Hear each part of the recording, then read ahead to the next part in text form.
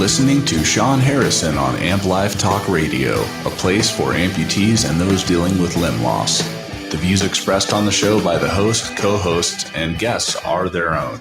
Always seek medical advice from a licensed medical professional.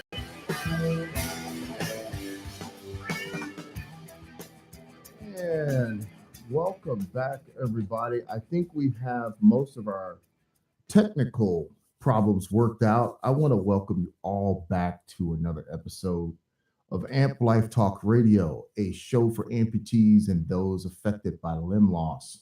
Man, I'm excited today to have all of you tuned in, and I'm excited today to do this show. As most of you will start to see, the show will now start to take its place. I'm starting to feel a little bit better about what we're doing here on Amp Life Talk Radio.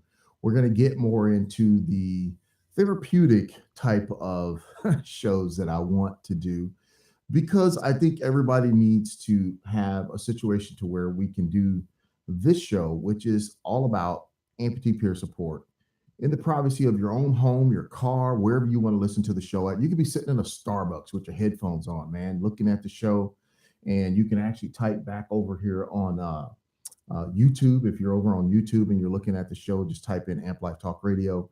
If you just want to listen live, go to Spreaker.com and type in Amp Life Talk Radio and just listen to the show. You don't really have to look at my beautiful tan here, but I'm excited today because this show today, as you can see from we're season 2, episode 39, Getting Beyond Negativity. So this show is going to be a show to where I'm going to challenge you to really process some feelings and thoughts and to really look deep inside yourself. We are actually going to have something at the end of the show to where I want you to work on it and practice it. So we're now coming away with things that I want you to learn as tools to practice so that you can be better as a person, so that you can start healing inside. Amputation is a very hard thing to go through, and it puts a lot on our emotion and our psyche and our person. So I wanted to make sure that I start putting together shows that start helping us peel back some of the layers of this onion in our lives, man. I really do. So for those of you that are new to the show, for those of you that have followed me since I was on Blog Talk Radio, I want to welcome you all here. Amp Life Talk Radio, a place for amputees, those affected by limb loss, and that includes care workers, caregivers, family members, brothers, sisters, mom, dads, husbands, wives. This show is all about empowering amputees with knowledge and support, information to make a real difference. And if you are out there dealing with limb loss, I want you to know that you're not alone. You are definitely not alone in this thing that we call amputation. Tonight, the show, we're going to be dealing with feelings, emotions, negativity. How do we get beyond that as an amputee? It can definitely take you to that place, but I want to help you get beyond that place as an amputee. So how do we do that? Reacting negatively to negative feelings creates a vicious loop where we feel bad about feeling bad, we feel sad about feeling sad, we're upset that we're upset, and it can leave us stuck in a vicious cycle of negativity. It really can. One goal shared across the globe in the pursuit of is the pursuit of happiness. Everybody wants to be happy, man. No matter who you are, we all want to be happy. What we know this far is that our happiness is impacted by our experience of life, satisfaction, and our perceived well-being is improved through these factors, such as having a positive relationship, increased financial income, like making more money at work, physical health, us being in good health. However, at some point, one of these or all of these may be affected by something. Well, if you're hearing my voice, then you have had one of these affected, means you're an amputee or you're about to be an amputee and you're listening to this show. The most important factor in moving forward is to accept the limb loss with the positive or with a positive attitude. How do you do that? How do you do such a thing as that? And I know a lot of you. It's funny. I put something up on Facebook that was basically along these lines, asking this question. And one of the things I noticed, because I was going to take some of the comments from there, like I did on the last show, and put them on here. One of the things I noticed is this: when you ask the tough questions, you don't get truthful answers. Or you get a truthful answer, but it's not all true. Pretty much everybody was cool. Everybody was good. Everybody, I didn't really have a problem, man. It didn't bother me at all. But deep down inside, if you really, really sat down and really thought about that, how it made you feel, at some point, it affected you and it affected your emotions. Being negative or having negative feelings is not a bad thing. It's normal. We're all going to do it, man. We're all going to go through it. You just lost a part of your body. Now, when we get to that question, how do we do this? After losing a limb, man, depression is also a major health concern once people go through limb loss. And that's why we're kind of doing this show tonight. Limb loss can be caused by uh, patients for whatever reason: diabetic, trauma, circulatory, um, all different reasons, as we've covered before, why people lose their limbs. Limb loss can cause a patient to question their self worth and self image and can drastically alter their lifestyle, your career, recreational activities, and more, sex life, dating life, being a mommy, being a daddy. But having a positive attitude may make the difference between being able to get up and get back to life or staying home and living in an isolated life void of social interaction, social support, social activity. The very good news is there is quite a number of internal circumstances under your control as an amputee, as a person. If you decide to change them, you can. And be warned ahead of time. What we're going to talk about tonight, none of these changes come without real effort. Your level of happiness is likely to increase and remain for a long time if you are willing to put in the work to get beyond negativity.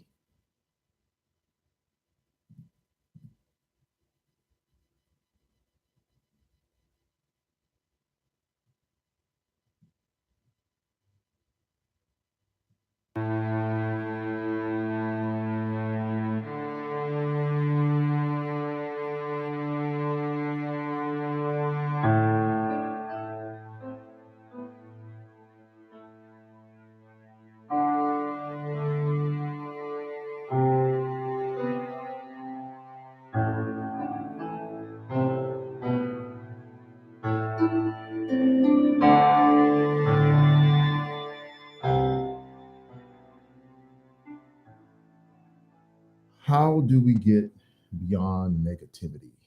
How do we do that? How do we move past something that affects us so drastically?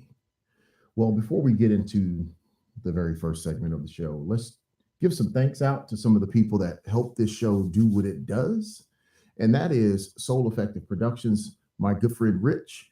I want to thank you so much for all the sound, the effects, and sounds that you give me and help me with to make this show sound a little bit better and not so bad because I don't know what I'm doing.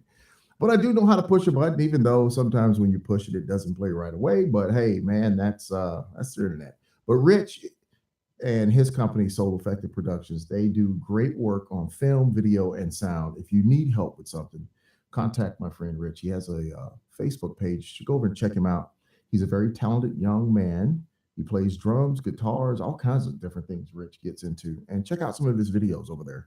But I highly suggest you check him out if you are looking for music or sound or video help production with anything that you're doing. Now, avoiding negativity. How do we do that? What do we need to do? That's probably one of the first things we want to touch on tonight as we're talking about getting beyond negativity. Well, how do we avoid negativity? Well, the recovery process is extremely difficult. That's the first thing we want to talk about. It is important to remember that it is also entirely possible. Like I said at the end of the last segment, you can do it, and everything you need is within you, especially with some patience, acceptance, and the right attitude. You can move beyond negativity in your life. If you're an amputee out there and you are dealing and struggling with anxiety, depression, being negative, losing friends, losing family members, self doubt, all these different things are dealing with your emotions and negativity and how you deal with it, how you process it. So, how do we deal with this better? How do we get beyond negativity? As I said earlier, reacting negatively to negative feelings creates a vicious loop. Most of us are mad that we're mad, sad that we're sad, and that can leave us stuck in this vicious negative cycle, and we don't know how to pull out of it. This cycle has trapped so many people. I come across people on a daily. I have people write me. I have people contact me here on the show and send me messages. And that's what I think I want to do is encourage all of you at the end of each show over on YouTube and even on the podcast. You can comment to me. You can leave me comments and I'll respond back to you and I'll talk with you. If we need to take it private, I'll move it to that direction so that we can have a little privacy and respect for you and what you're dealing with and the advice that I'm going to give you. But do leave me comments if you find that a show has actually touched you and moved you, and you want to communicate with me on the topic of the show. Feel free to do that. I encourage you to do that. Now, the more negatively you react to negative feelings, the greater the likelihood you will be starting to set this stage of what's called in the professional world necrotic patterns. And I think so many of us that are amputees, we do this without even knowing it, setting up these necrotic patterns, this stage of just you're mad that you're mad, you're sad that you're sad, you're depressed that you're depressed, and and so on and so on. And I think you get what I'm saying. And it's like, how do I get? I don't even know why I'm mad. And how do I get out of this? How do I make myself feel better? Well, you've fallen into this stage of getting yourself into a necrotic pattern. Necroticism, one of the big five personality traits, is typically defined as a tendency towards anxiety, self doubt, depression, shyness, and other similar negative feelings. Does that ring a bell with you? Does that resonate with you? Do you find yourself, does that speak to you?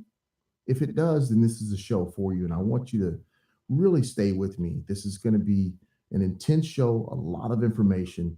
And please hear me out and please listen to this show. You might have to listen to it again just to hear what I'm saying and take in some of this information. But if you are suffering from depression, self doubt, anxiety, shyness, and it all has to somehow do after an amputation, you were fine before, but now you're suffering from some of these things, this is the show for you to listen to. And I hope and pray that this will be something that can help you get out of that necrotic pattern, that pattern of just not knowing how to feel good. So I want to make sure that we cover this information tonight. And some of us um, are just stuck in that pattern. Um, and I want us to get out of that. And since all personality traits include emotional instability, um, and all this exists on a spectrum. So I don't want to get too technical with this, with some of the stuff that I've researched and read, but it's on a spectrum where a little necrotic, I would say we're all a little necrotic, but only just like some degree. Some of us are just more than others, and we need a little help when we get find ourselves in these ruts. But it is possible to break through this rut, this cycle, this stage, um, by cultivating some different attitudes towards what we're doing, where we're at, and what we're going through. Belief is crucial. You have to believe. Your belief is crucial in overcoming obstacles um, in life that can throw you into this dark path, this dark place, this bummer of a situation to where you can't seem to get a handle on your happiness. So, belief is something that you got to have. Believe in yourself, believe that you can pull through this.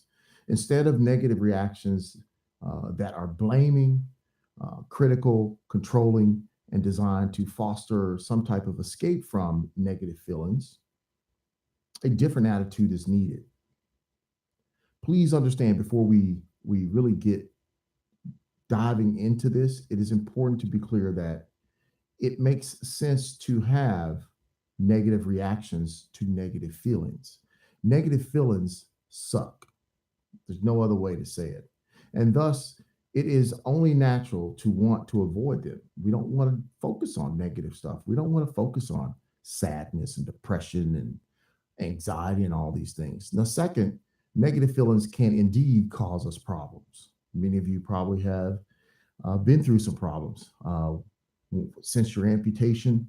I know I've talked to people where they've lost family members, lost a wife, girlfriend, husband. Um, it can change you if we don't get it under control. We don't get our emotions and our feelings under control. They orient us to act out in certain ways, often in very impulsive and problematic um, ways, or saying things impulsively, um, reacting impulsively. These can all be problematic for us if we're not in control of these things or know how to deal with them. And many people find themselves becoming completely flooded by all these feelings and emotions, especially right after an amputation. Man, your feelings and emotions are all over the place.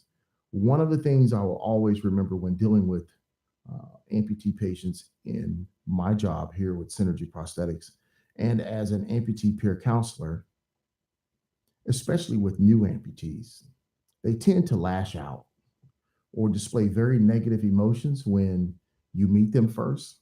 You walk into a room and you can see that they're angry, man. They're pissed off and they're just ready to chew somebody a new one. Um, Other emotions include anger, frustration, um, with family, with doctors, PT staff, OT staff. They're just pissed, man. They're just mad. And they don't know how to process what has just happened to them. There's blame, there's guilt, there's frustration, there's how did this happen to me? Why did I let this happen to me? There's so many things going on in that small scope of time when you're newly amputated that you're trying to remain positive, but negativity has got a hold of you and it is hard to break free, brother. So, and I know, like I said before, there's a lot of people that said, no, it didn't bother me, nothing. It didn't really phase me. I was okay from day one. But yeah, that's, okay. As you go through it, and when we sit alone, I think that's when most amputees experience stuff, is when we're alone, when things are quiet, when there's nobody around. Those feelings can creep in. They can really creep in. And we don't want to suppress them and push them down because that's not going to help us. It's not going to help you to suppress negative feelings. I want to say that. Never, ever, ever suppress your negative feelings. We've got to take those feelings, we've got to process them, and we've got to deal with them. As most amputees, as they try to control these negative feelings and emotions they are having about their amputation in a new situation, they're struggling. They're trying to keep a positive vibe, and a negative vibe is trying to creep in and shut out the sunshine that most of us are trying to have. We want to talk about something: deliberative and intuitive mind, how your brain works. So you have this thing called the deliberative and intuitive mind. We all have one. So don't think that you don't have one. We all have one. And what it means is, instead of reacting negatively to our negative feelings, we can learn to cultivate a different attitude in the deliberative mind. We have two modes of thinking. I don't know if most of you know that, but we have two modes of thinking. And as I talk more, it's going to make sense to you. But these two modes of thinking in the brain, one is deliberative and the other is intuitive. Now, most psychologists have a well developed understanding of how they work. I'm not a psychologist, so I want to put that out there. Um, and this process is called the dual process theory. And as I read up on this and brought this into the show, because I think it really will help us understand better how our minds work if we understand these two concepts right here. Intuitive, or our emotional mode, it is also called the system one for the psychiatrist. It is blazingly flat, fast, and it's like on automatic. It's like on copilot, and it just goes. But when we generally not conscious of it, so it's working. This intuitive mind, it's our emotional mode. It's working, and you don't even know it. You're not even conscious of it doing what it's doing. It's inner workings inside your head. It uses our past experiences, and basically it sets up uh, simple rules for us. So it takes our past experiences and it lays down some rules, these rule of thumbs that we all live by. Uh, and they are basically almost immediately give us an intuitive evaluation of a situation. So you have these rules of thumb that from our past, your intuitive mind mode basically uses these, and it evaluates. Um, we feel through these, our emotions, and through our sensations around our body, like a gut feeling, I want to say. And it's generally quite effective in familiar situations. Keep that in mind. This is typically spot on in familiar situations, that gut feeling where our past experiences and are relevant to what's happening, and does less well in unfamiliar situations. So this does really good in familiar situations, your intuitive mode of your mind, but it doesn't do so good in unfamiliar situations, such as an amputation, how we deal with stuff, how we process stuff.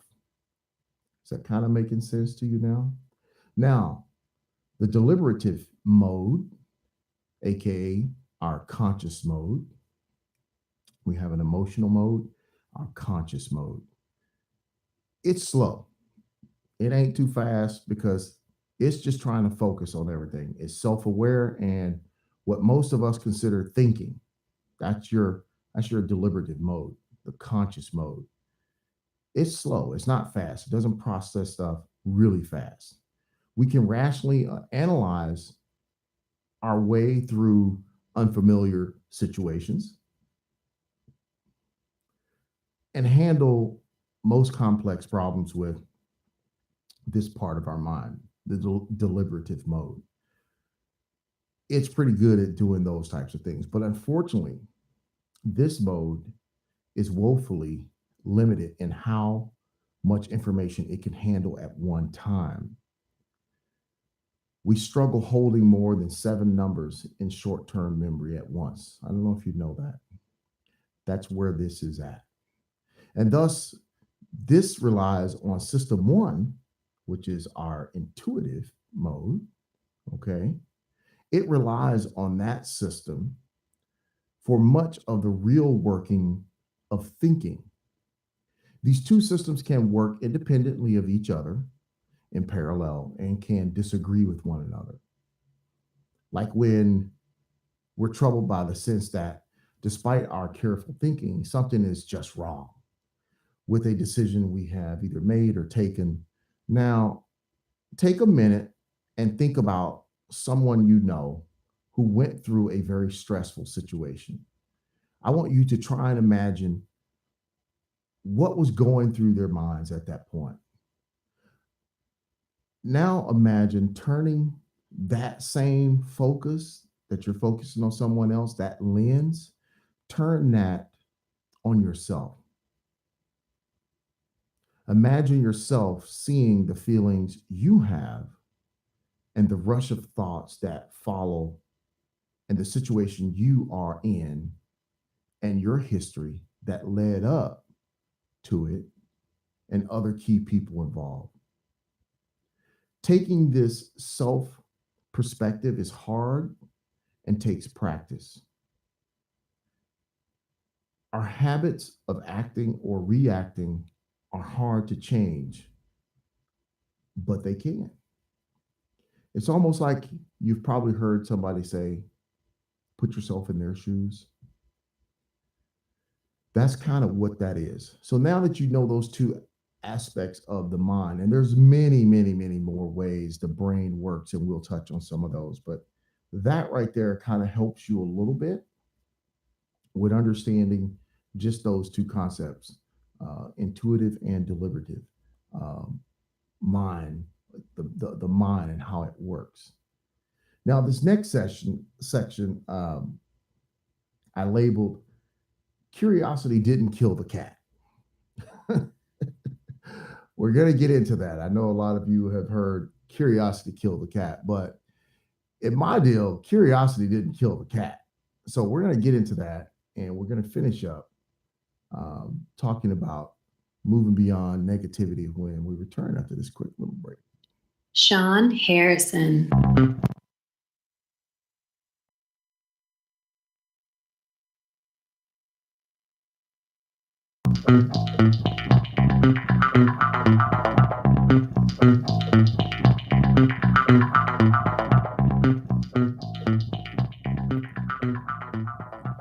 And yes, we're back. I tell you, I always listen to I listen to iHeartRadio and I listen to some of those guys, and I'm always cracking up because when I listen to their shows, some of their stuff sticks and pauses like mine, or it repeats itself. And I always sit there and say to myself, man, these guys must have some cheap equipment. Do they realize their stuff is doing this? So it's kind of funny when you kind of do your own show and you hit a button and everything doesn't go the way you want it to. But hey, that's what live podcasting is all about. I don't do really pre-recorded shows. I do come back in and try and clean things up towards the end, especially for my YouTube guys. But hey, man, it's real. It's live. I'm not faking the funk here. This is a live deal, and you're getting you're getting a live show, brother. So let's get back into curiosity didn't kill the cat. And before we start this, I want to thank Synergy Prosthetics for sponsoring this segment of the show. Synergy Prosthetics, they are located in Southern California, Sacramento, and Central California. For those of you who didn't know, Synergy Prosthetics is where I work. I'm a director of patient care for Synergy Prosthetics. So if you are in need of prosthetic care, hey, reach out to me. Let me know if you're in my area, or even if you're not in my area, I'll put you in touch with somebody from Synergy Prosthetics. Curiosity didn't kill the cat. Curiosity is what it will take for you to embark on these new changes that free you from negativity. Yes, that's right. Curiosity. Curiosity. Why curiosity? Why will it free you? Why will it do all these things for you? Well, An attitude of being curious is very helpful. Curiosity is the attitude of open uncertainty and a desire to know more. Why is that important? Well, it means that taking the stance of wondering and seeking understanding, this means that you will adopt a questionable or questioning attitude first and foremost. Where do these feelings and emotions come from? And what purpose do they serve? That's a very good thing to have because when you're sitting there and you're mad and you don't know why you're mad, or you're mad because you're mad, you're sad because you're sad, you're depressed because you're depressed, curiosity is what's going to help us move beyond that. Because now we're going to start to analyze and ask questions. Why am I sad?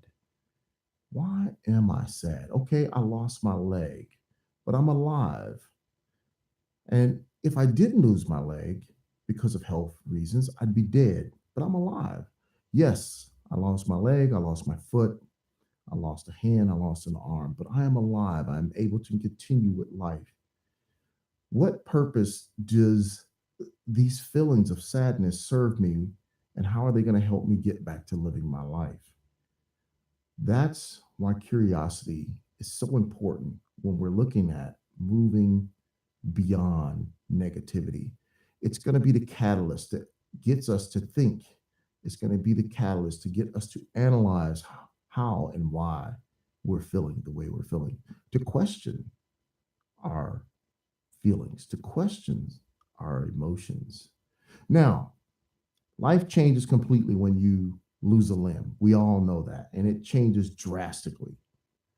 Growing accustomed to a new lifestyle and habits are very difficult, very, very difficult, especially depending on the person, their age, other circumstances, health related.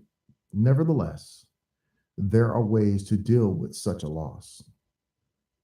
Things that may help you with dealing with negativity. I wanted to jot down some of these PowerPoints. If you're listening, you want to write them down, you can. I'm going to go slow. But again, this show is going to be up, so you can always um, listen to the show over. But things that may help you deal with this negativity, especially as an amputee. One, maintain a sense of control. This means an ability to face future situations with determination rather than helplessness. Two, be a survivor. We all have survived it. We're all going to live and we're going to move forward. When problems happen, find ways to take action and prepare to survive the problem. Three, stay involved in life. Don't allow yourself to become withdrawn and pull away from family, friends, your social life. Keep that part of your life intact. It will help you. Four, make a commitment to stick with the healthy habits. We got to get those healthy habits. As we know, the majority of amputations are caused by diabetes. If we need to make some healthy habits, we need to make a commitment to stick to those, controlling our blood sugars, controlling our type 2 diabetes. We need to do what we need to do to make sure we are healthy. While a healthy diet and regular exercise cannot change the limb loss, positive lifestyle habits are important for staying healthy and avoiding other ailments. I think we're at 1, 2, 3, 4, 5. We're at 6. Keep your activity at the highest level within your personal limits. What does that mean? That means you're going to be limited to a certain point, whether you have your prosthesis or whether you don't. We need to make sure we keep our activity as high as possible within those limits. Getting involved in some type of exercise, getting involved with other amputees, finding a real purpose in life. I know for me, my amputation has led me to do what I do now. I have a purpose in my life thanks to my amputation. Kind of crazy to hear, huh? As well as most amputees that you see, such as Amy Purdy, some of the other more famous amputees, my friend, the no-handed bandit, Dave Gannis, the one-legged Spartan, Kathy Sullivan, people like this, Mason Hall, strongman, Ronald Mann, all these people have taken their amputations and turned it into such a positive force that they found their real purpose in life and are excelling as not just amputees, but as people. Another one, be determined. Don't and do not let the amputation stop your goals in life. You had things that you wanted to do with your life before your amputation. Continue those. Don't lose them. Don't let your amputation clean your calendar clear for the rest of your life. Keep those things intact. Setting goals is very crucial in moving beyond negativity. And we will get into that and cover that not only in this show, but in other shows, because I'm going to give you guys some homework. And last but not least, look for areas of growth and opportunity. Though you may still have some restrictions on activity, there is a world of opportunity for you to use your talents and energy. Trust me, there are. We're going to talk about acceptance as we move through this show tonight, and we're trying to get to where we can move beyond negativity. Well, there's something called acceptance. What does acceptance mean? Well, acceptance means to be genuinely curious. One must be open to what one might find. Acceptance means one is able to be okay with the feelings, to feel the feelings, really feel the feelings, to be with the pain and the awkwardness without freaking out. This is hard, but with practice, it can be done. You're an amputee, accepting being an amputee, accepting what it's all about to be an amputee. In Buddhism, I don't know how many of you know that, but the first principle in Buddhism is life is suffering. Let me say that again. Life is suffering. And that some suffering is inevitable. What's going to happen no matter what we do? The Buddha realized that to run from suffering, to pretend it is not there, or to try and jam it backstage, or to control it in other ways is not possible. Does not lead to escape, but leads to more suffering. Acceptance is the capacity to tolerate the pain and to do so in an open and non-judgmental way of yourself or others. It is not easy. As you advance in your capacities to accept, it moves over into the rational world. That is, you are able to learn to accept your own pain and associate weakness and limitations and other elements we all normally judge to be unacceptable. We are able to accept you, me, other amputees. We are all able to accept us for who we are and what we are. I am an amputee. My name is Sean. That is acceptance. The cultivating of rational attitudes of acceptance moves us into the loving compassion towards ourselves. Learning to love ourselves means we have to learn to accept ourselves. It helps us recognize that we are people and deserve dignity, respect, no matter what our situation is. Amputee, wheelchair bound, no matter what our situation is, we must accept it because it's going to help us move towards loving ourselves, accepting ourselves. Now, these thoughts are taken from a number of studies. I read a lot of information to get this for you today. A number of studies that deal with how you process negativity. How we think is a vital part of how we deal with negativity. It takes time and it takes practice to do what we just discussed. This will not come easy, and it must be something you truly, truly want, as it will take and force you to look deep inside yourself to process and self evaluate. So one must ask yourself, how much do you want to move beyond negativity? And if you want to do that, listen to what we just talked about. Work yourself through these steps, and you will find that you will start to move beyond being so negative and letting negativity and anxiety and depression control you. You're in control of you and your life. You have more power than you know. As we move on and we've gotten through acceptance, we need to learn how to process some emotions.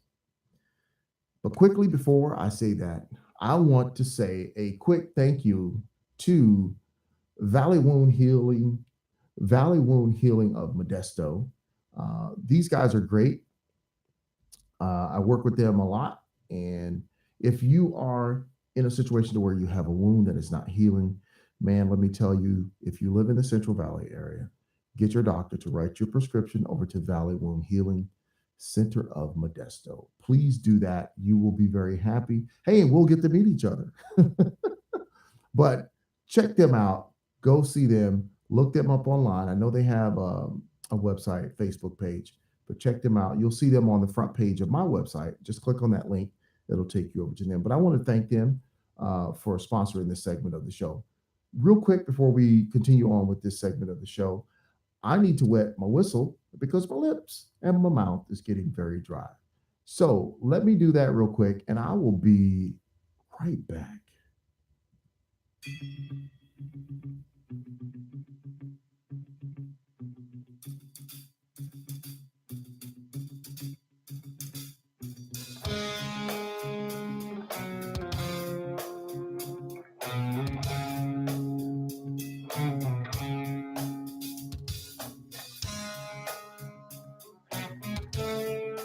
And I'm back. I know most of you always ask me about the music that I have on the show. These are my good friends, Zed, a band that really has some really good music through my eye doctor, Dr. Severin. Dr. T, he has the Ripple Effect music, and check those guys out if you want to know more about Zed and some of the clips that you'll hear on the show. Just hit me up, send me a message, and I can send you some places where you can go and get more of their music and hear them. But they are a very cool band. Mark and the guys, I appreciate you guys for letting me use some of your clips. I'm very thankful. Dr. T, I'm always so thankful for the people that help me with this show. And I want to make sure they get proper acknowledgement. So as we move from acceptance to processing our emotions in this journey to get beyond negativity, processing our emotions, essentially, this means getting a deep understanding of what we are feeling, why we are feeling it, and what to do with it. I bet you that's a big one for a lot of you guys, huh? So let's do that again. A deep understanding of what we're feeling, why we are feeling it, and what to do with it. That last one is probably something that you didn't think about, what to do with these feelings.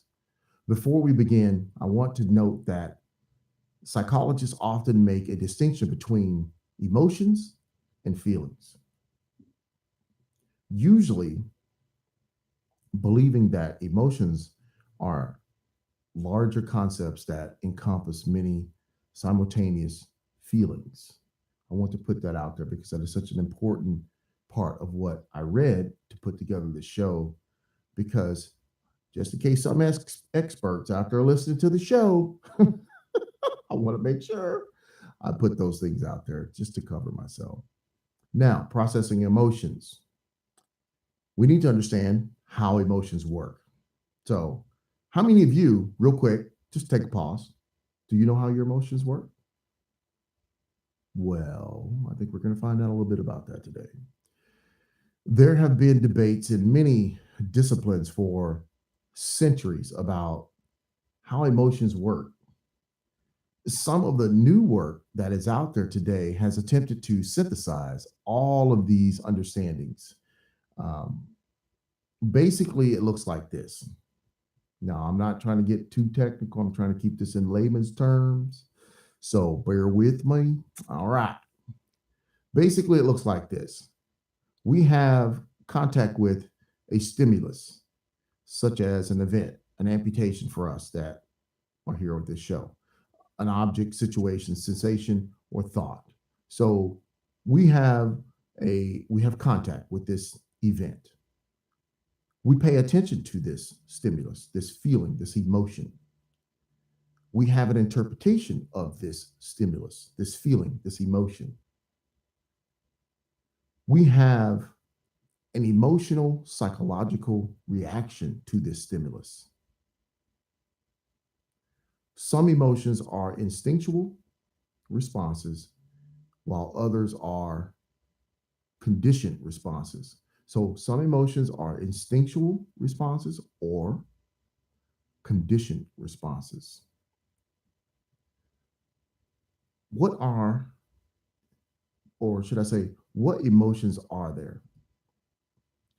Another widely debated concept in psychology is whether there are a handful of basic or primary emotions underlying everything that we feel, or these feelings, or should I say, these emotions, such as seeking, fear, rage, grief, panic, lust, care, play, etc. Or if emotions are much more complex and better seen through a set of open dimensions, such as positive and negative, activating, deactivating, approach, avoid, there's that thought. And so when we think about these, when we think about what emotions are, and as I read through some of these, we all kind of had those. And this debate is, in psychology, basic and primary emotions that are in with all these different things that we may feel. That is where it gets a little tricky, but I think you're kind of getting the gist of emotions and our feelings. Emotion regulation style. Now we're getting a little bit deeper into it because now we're talking about regulation, which means regulating emotions. How we deal with our emotions, there are a variety of ways with experiencing them. Choosing the situation, or we'll say choose the situation. Basically, we can take some kind of action to make it more or less likely that we'll end up in a situation that causes us a type of emotional experience. That's one. Modify the situation. That, or this is when we are already in a situation, but try to modify it somehow to alter its emotional impact on us. And we can all keep in mind as I read through these, put yourself in your situation. You're an amputee, whether you're below the knee, above the knee, missing a full arm, uh, above the elbow, below the elbow, missing a hand. Our emotions in these situations, did we choose the situation? Are we trying to modify our situation to somehow modify it, somehow to alter our emotional impact? Shift our attention. Are we trying to shift our attention, regulating our emotions? These are the different styles of how we try to regulate emotions, shifting our attention.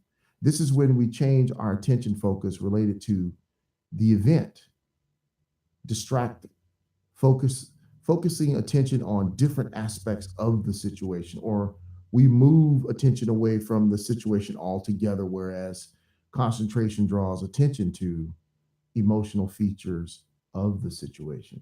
So we're not talking about the situation, but features of the situation. I'm an amputee, but oh, prosthetics. I'll be doing much better if I get a prosthetic. Um, I don't need a prosthetic. I have a wheelchair. I'll be just fine. We're shifting away from the fact that we are an amputee and we're going to feel certain things and we're going to go through certain emotions. Change your perspective or change the perspective. This is when we change how we appraise or evaluate the situation. We are in to alter its emotional power over us. The two main ways of doing this are to change our perspective or change our views of dealing with it. Let me say that one more time. The two main ways of dealing or doing this, change your perspective, to change our perspective completely or change our views of dealing with it. And lastly, manage your reaction, trying to control that reaction, trying to suppress those feelings. This is what we do after we already have the emotion and try to influence the psychological or behavioral response as directly as possible. Ideally, we want these to adapt to us, a healthy for us. Um, Managing our reaction, controlling our reaction, suppressing our reaction. You heard me right, suppression, pushing it down, not letting it be known. We don't want people to really know how I truly feel. I'm okay. Trust me, guys, I'm okay. I'm really good. Managing that reaction. I'll just tell you guys, and I think most of you have heard this from me. I cried, man. And it was probably one of the best things I ever did when I lost my limb. I cried. And I didn't cry just once, I cried multiple times. And even to this day, as I was writing this up, knowing I was going to talk to you tonight, it brought back some feelings, man. It made me do some self-evaluating. Just to be honest with you. And it was a good, how can I say, it was good to do this show because it made me really think about some stuff and process some of my emotions. So I'm hoping that you are really getting something from what I'm talking about tonight because it really made me sit down and deal with some stuff. Now, processing emotions, there's a little scale. I'm gonna probably have it up on the YouTube channel. There's a chart that I'm looking at, but we're gonna go through it. And it's all dealing with processing these emotions. Processing your emotions is very important. So we're really spending a lot of time on this because if we want to move beyond negativity, we have to learn how to process these emotions that we are feeling. In this little scale, there's 5 things that we all kind of went over, but I'm going to go over these new ones with you here. We hit some above, but I'm going to hit these right here. Sensing. Noticing in your body that you have or that you are having an emotion or feeling. We all know that. We could be sitting out in public doing stuff, whatever, but then we got this feeling in us that we're feeling a certain way. Sensing. We all need to know when we're sensing and how we're sensing what's going on with us in our body. Naming. Choosing an accurate name for the emotion that we're feeling. So we have an emotion or a feeling that we're feeling. What is it? It goes back to the curiosity. We got to be curious enough to figure it out. What is it that we're feeling? What am I feeling, man? Am I feeling mad? Am I feeling sad? What am I feeling? And give it a name. And you're going to see why this is important later on down in the show, because I'm going to want you to take note of some things as we try to work through something called mindfulness. So, attributing, making sense of what caused the emotion or feeling to happen. What can I attribute this to? Why am I feeling this way? 4, evaluating, checking in about how you feel about having the feeling or emotion you're having. Evaluating, how do I feel? How do I feel about this? Acting is the last one. Deciding how to cope, use, or deal with the emotion and feeling. This is very crucial right here because in moving beyond negativity, acting out sometimes is what we do when we have a negative feeling or these feelings and emotions that we don't know about and we don't know what to do with them. So we act out, acting out, deciding how to cope. How do I cope with this? How do I use it? How do I deal with it? Again, sensing. The building blocks of emotion are in the physical sensations and automatic impulses we have. Therefore, the first step is to scan your body and identify the types of sensations that you're feeling. Um, Asking yourself, um, these emotions I'm having, are you holding tears back? Do you have a clenched fist? Are you upset? Clenched teeth? Is there a lump in your throat because you really don't know what to say? I know for me, when I first saw my leg, when they took the cast off, oh man, I didn't, I had a lump in my throat, all right. I had a lump in my body. It was an out of body experience seeing my leg with no foot on it for the first time. Is your face flushed? One mistake people make is skipping over this step entirely. Sensing. What are you sensing? What are you feeling? Because if you don't know what you're feeling, we don't know how to go through with the next few steps. So we've got to pay attention to sensing what our body feels because it's going to help us figure the rest out. This leaves us somewhat out of tune with our body when we can't sense what's going on with it. Naming. We touched on that above, and I want to get in a little bit more into it. Once you have the physical feelings down, you have went through sensing, you have those feelings down. It is important to accurately name the emotion. Is it sadness? Is it anger? Is it disappointment? Is it fear? The mistake people hear or that they make here are mislabeling their emotions or using generic words to describe them because they don't want to use the exact word. You know, somebody's talking to you and they're like, well, what's wrong with you? You don't want to say I'm upset. So you say, I'm just bothered. Say I'm upset. Say I'm upset, man. I'm pissed off. I'm mad. I'm angry because that's being true. It's being real. That's how you get the help you need. That's how you're going to be able to process what you're feeling. So we need to be able to say that. If you're feeling weird, say I'm feeling weird. If you're feeling bothered, say I'm feeling bothered. If you're feeling upset, say I'm upset. There is more power and more ability to work with your emotions using the proper words. And additionally, we find often blends of several emotions. So sometimes it is hard to put a finger on that one emotion and say what it is. Conflicting emotions happen, which means this part is even more difficult for you to process. Having a good emotional vocabulary is going to help you.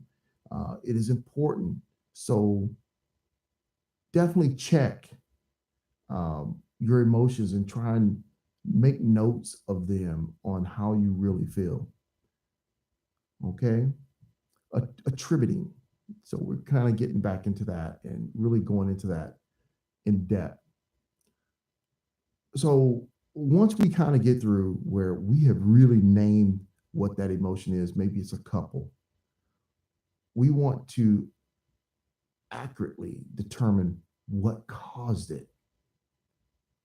Sometimes it's obvious, sometimes it's not. But we want to be able to know the reason why we're feeling what we're feeling. That's the only way we can start putting this together to figure out how to move beyond the negativity. A common explanation for emotions coming out of nowhere is that the emotion was present, but was only consciously experienced when there was a space for it.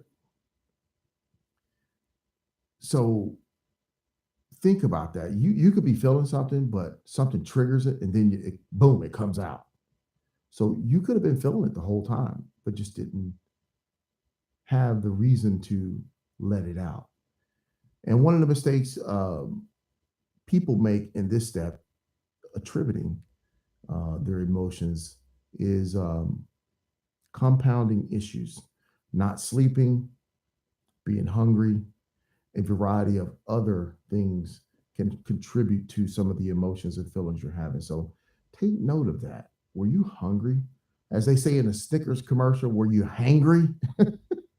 So, so we want to really make sure we're paying attention to our body, man. You've got to pay attention to what's going on. Are you in pain? So as we start that, we can really narrow down and attribute what is causing us to feel what we feel. Now, as we go into evaluating in this step, we need to really ask ourselves how we feel about having the emotion. We have to be honest.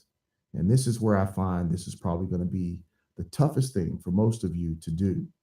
We need to evaluate, truly evaluate how we feel about having the feelings and emotions we're having.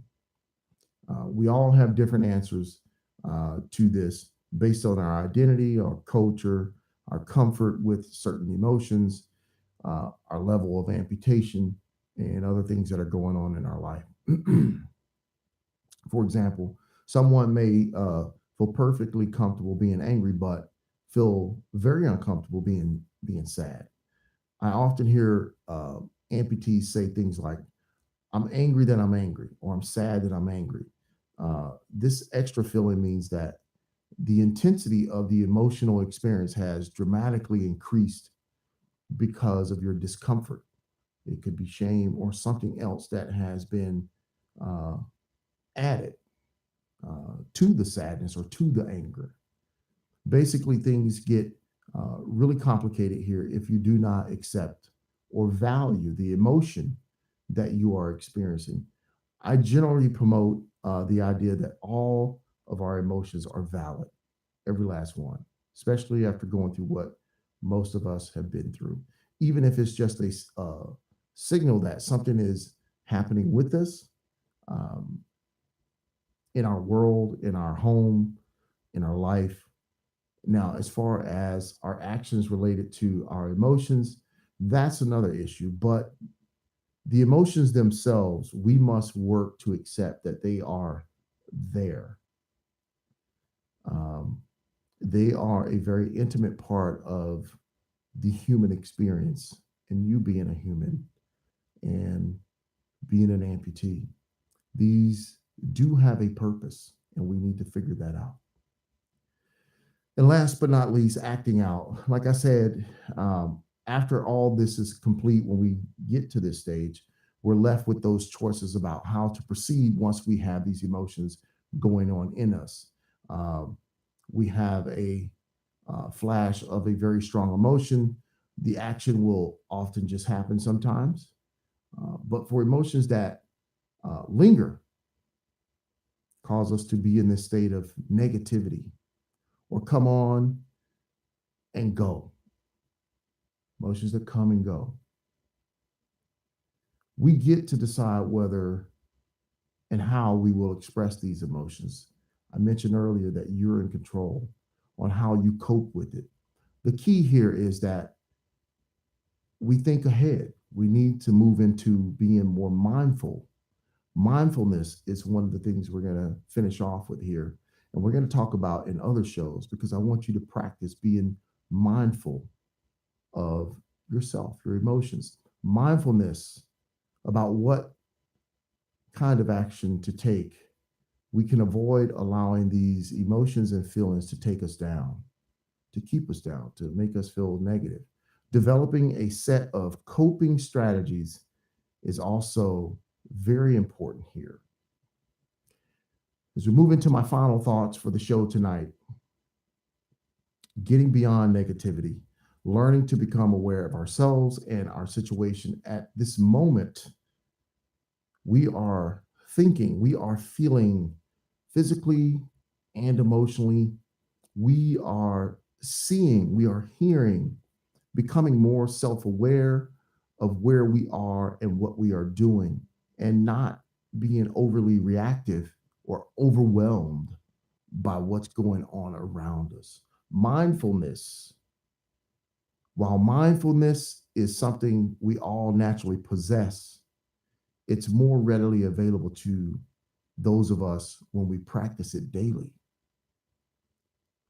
Whenever you bring awareness to what you're directly experiencing via your senses or your state of mind via your thoughts and emotions, you are being mindful. You are practicing mindfulness. Mindfulness is available to us in every moment of our life, whether through meditation and body scans or mindful moments practicing, like taking time to just pause and breathe when the phone rings. You ever have somebody you get to the phone, you run to the phone so quick, you're answering, it sounds like you're out of breath, and people go, "Man, are you out of breath? What's going on?" Take a moment to be mindful. Take a moment to gather yourself. Take a moment before you answer the phone. Take a moment before you respond to your wife, to your husband.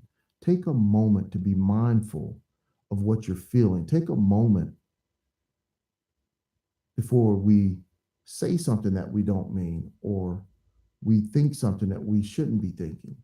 Mindfulness helps us put some space between ourselves and our reactions, breaking down our conditioned responses.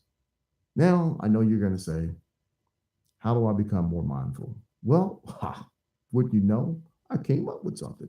So I wrote this down and I want you guys to really work on this. If you find yourself in a very negative place in your life, take this down and try it. And I'd love to hear from you to hear how it works for you. So, how does one become more mindful? Becoming mindful and working on mindfulness will help us with all the things that I talked about earlier in the show. This is the culmination of this entire show, which is what we're about to go through right now. First off, take a seat. Find a nice, quiet place, a very calm place where you can sit and just be quiet. Set yourself a time limit that you want to be in this place. If you are just beginning, try 5 minutes. I'm not going to say 10 minutes, just try 5 minutes of just taking a seat, sitting somewhere.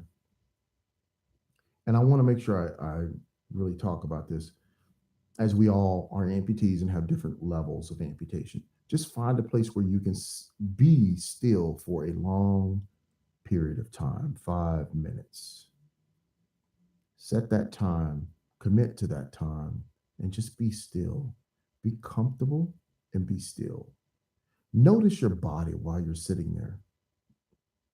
You can sit in a chair with your feet firm on the floor. If you feel like it, sit with your legs crossed. Uh, if most of you that are into yoga, if you want to assume a position, you can kneel. They're all fine. Lay. Just find a place where you can be still and be quiet. Set your time limit, 5 minutes. Feel your breath as you breathe in and breathe out. I want you to feel yourself breathe. Follow the sensation of your breath as it goes in and out. Notice when your mind starts to wander because you're focusing on breathing and nothing else. But if your mind starts to wander, I want you to notice when your mind starts to wander. And inevitably, it will. It will wander. Your attention will leave the sensation of breathing and you thinking about your breathing and wander to other places. When you get around to noticing that you are wandering, simply return your attention to breathing. I would like for you also to think about what you're thinking about. When your mind starts to wander, just make a mental note. What am I thinking about? Where's my mind going? Just make a mental note of that, but bring yourself back in a few seconds, a minute. Bring yourself back to simply paying attention to your breathing. In and out. In and out. If you wander off, it's not a big deal. The exercise is basically seeing how you can bring yourself back to breathing. Be kind to yourself and your wandering mind. Don't be judgmental. Oh, I can't do this. Oh, man, this sucks. Focus on breathing in and out. Think about your thoughts if you wander off. Just make a mental note of those thoughts. When your time is up, grab a pen and paper and write down what you found yourself wandering off thinking about. What was taking you away from your moment of being mindful of your body and your thoughts and your emotions. Work on that if you can, and we'll get more into that. And I'll talk to you about the results of what that means when you do mindful practices and how they may be able to help you bring yourself out of being a negative person.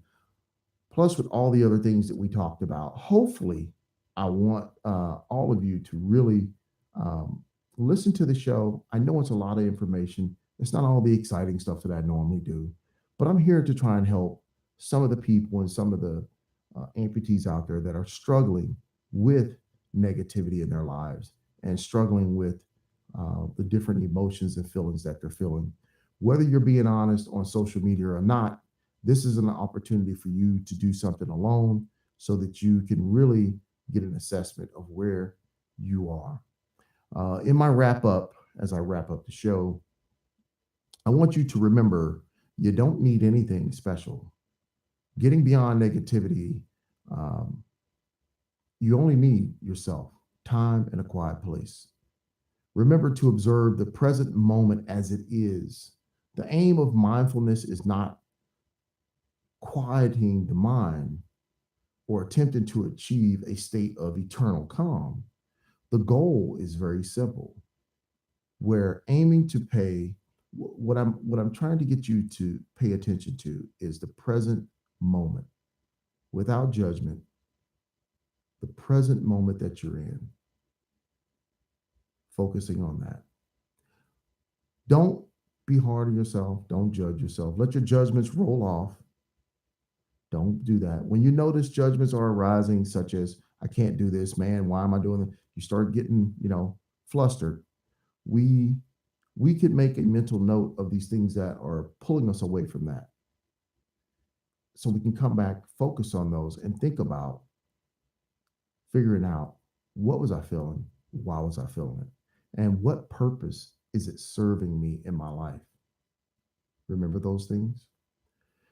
Return to observing that present moment as it is. Live in that moment. Our minds often get carried away in thought, and we want to control that mind so that we can control our emotions. That's what we want to do. So I want to leave you with a thought before I end the show. And that thought is this: you are not your thoughts, you are more than that. Now, everyone, I'd like to thank you all for taking the time to listen to another episode of Amp Life Talk Radio. Keep in mind, you can find us over on Facebook at Amp Life Talk Radio.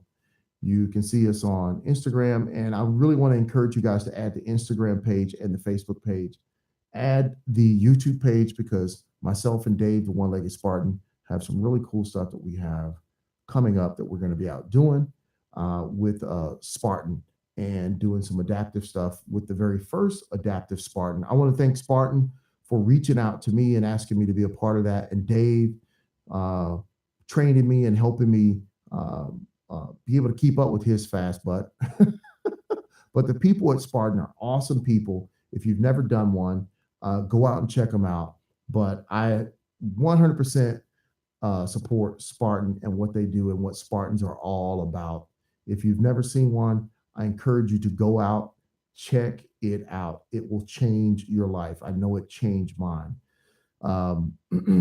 Add us on social media. For all of you guys that want to see the live shows, remember, I'm no longer doing live shows on Facebook just because YouTube is a much better platform for us and it allows me to do all the things I do.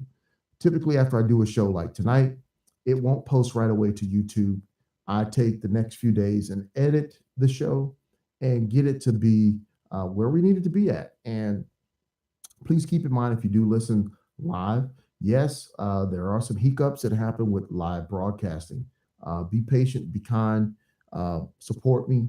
Please support this show. I do it for you guys. I don't get paid for this. So I want you guys to listen, and I want to try and bring you shows all the time that I feel will help you and speak to you. I mean, I'm an amputee, and I want to do a show that's for amputees, about amputees, and the things that we go through and experience. So I truly, truly hope that you all enjoy the show and you get something from it. I cannot thank you enough for the support that I am seeing and for the people that do like the show. And yes, I know there's several people out there. I got to take some time and sit down and keep my butt still and send out some coffee mugs. Please subscribe to the YouTube channel. I would appreciate that. I'd like to see that go up. Remember, you can listen to the show live on Spreaker.com or Podbean, or just type in amplifetalkradio.com, and that will take you to pretty much every place that we're at and what we're up to. Again, I would like to thank each and every one of you for your support and for listening to Amp Life Talk Radio. You are listening to Sean Harrison on Amp Life Talk Radio, a place for amputees and those dealing with limb loss. The views expressed on the show by the host, co-hosts, and guests are their own. Always seek medical advice from a licensed medical professional.